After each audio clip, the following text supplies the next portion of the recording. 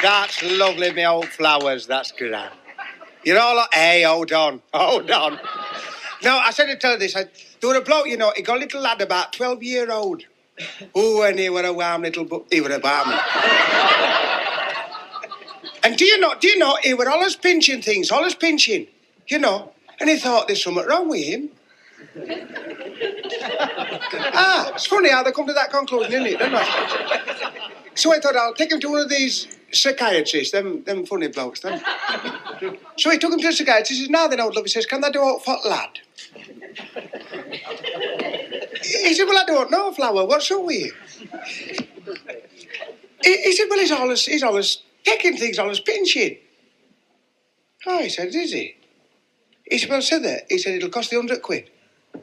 He said, what for? He says, to analyse, to diagnose what's up with him. He said, 100 knicker? He said, aye.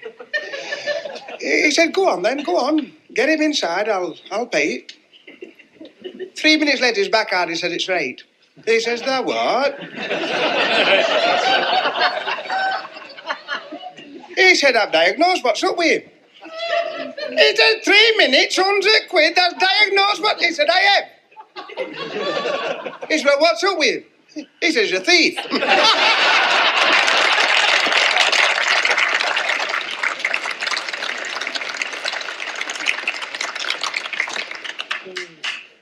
What about the window cleaner cleaning his windows, and he's cleaning his bathroom window, and he looks through the window and there's this gorgeous blonde in the bath. And he went, oh.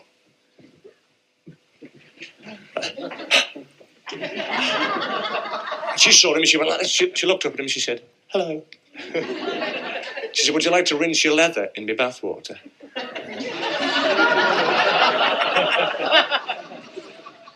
He said, what? She said, would you like to rinse your leather in my bathwater? He said, yeah. She said, well, nip down the ladder and put it in the grid because I'm going to pull the plug out. It's a bit cold, isn't it?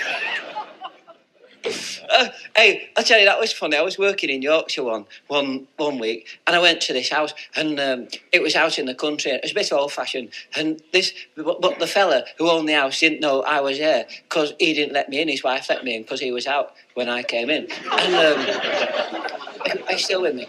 And he said to me, he said, are you the comic that's on at our club? I said, yes. He said, have you just been up our garden? I said, yes. He said, have you just been in that shed? I said, that little shed? He said, yes, that little shed. I said, yes, as a matter of fact, I have. He said, and did you pull that chain?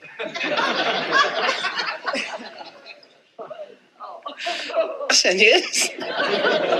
He said, well, you've let all my pigeons out.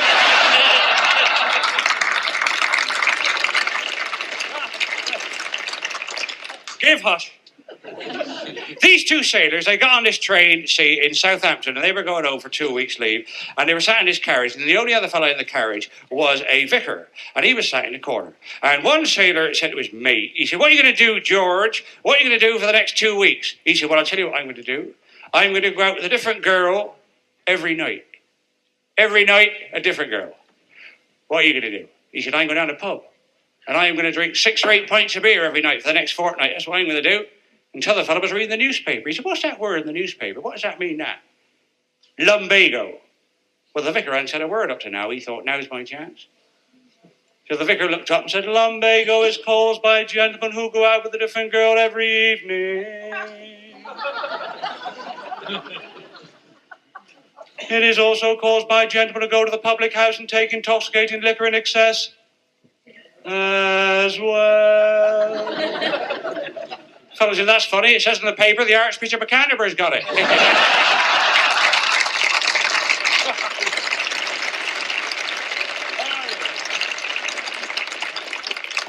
Little Wigan lad going on his holidays. Flat cap, white raincoat, galoshes, woodbine. Gets a Ringway Airport. He said, is that the plane we're going on, love? She said, aye. He said, it's an old plane, that, isn't it, love? He said, outside toilet. She said, I'll get you there, don't you worry about that. He said, who's the pilot? She said, Captain Henderson, a very nice chap, he'll be coming through this door any moment. Fellow walked through the door, guide, dog, white stick, dark glasses. He said, are you the pilot? He said, oh, he said, not likely. He wouldn't get me up there for a gold clock. He said, not with you. He said, how do you know where the controls are when you're blind like that? He said, they're all in Braille. He said, all in Braille? What about when you get to the end of the runway? How do you know when to pull it up? He said, well, with being blind, I've got extra fine hearing. And I hear all the passengers say, bloody hell!